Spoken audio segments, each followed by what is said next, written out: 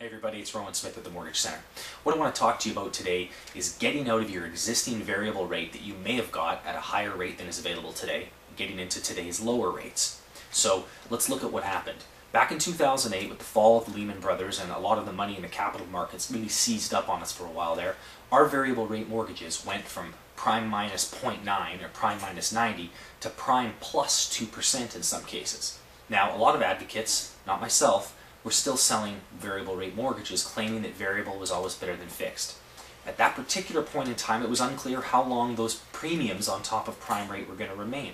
But many people still took their variable rate mortgages hoping to save money in the long haul, because that's what they've been traditionally coached to do by their financial planner or the media and what have you. But times have changed since back in 2008, and fast forward to today, what you're seeing is back to prime minus 0.75 or prime minus 0.8. Not quite the full prime minus 0.9 that was available before, although it's probably on the horizon.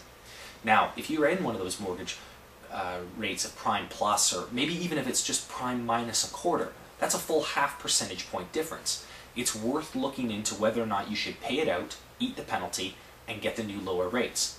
Now you may say, I've heard these penalties are huge. That's not necessarily the case. The reality is that variable rate mortgages are paid, your penalty is paid based on a 3-month interest penalty. It's never more than that. So if you're looking at getting out of it, basically take whatever your payment is, and a rough number is to multiply that number by 2.6, and that'll give you just a ballpark calculation that you can use.